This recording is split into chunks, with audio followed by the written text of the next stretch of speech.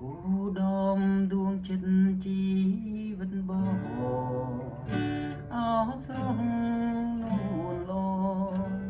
ក្នុងដួងចិត្តបងសៅមករាល់ថ្ងៃតាំងពីស្រីពើបាត់ទៅបងនៅអាឡ័យទន្ទឹងរាល់ពេលយប់ថ្ងៃថាស្រីថ្លៃមករកបងពេលគេងរៀមគេងអោប្តីព្រួយ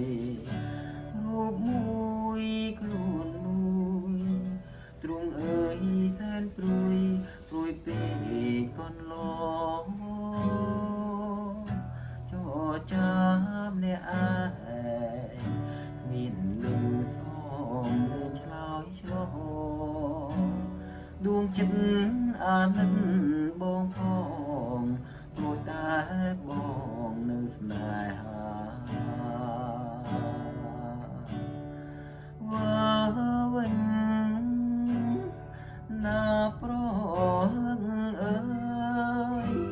ប្រោះយំទុំធំអិនស្បើណក្រោយក្រោយពីកាយា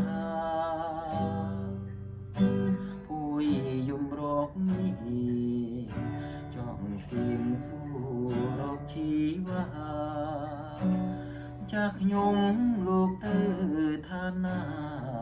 ខ្ញុំសោកាខោសាឡៃ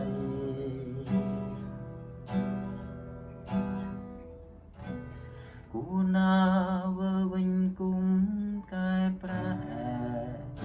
វើមករួមស្នេហ៍ដៃបងទាំងទ្វេប្រគល់ស្រីថ្លៃ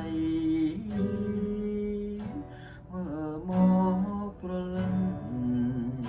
បងគេងទុនទាំងរាល់ថ្ងៃ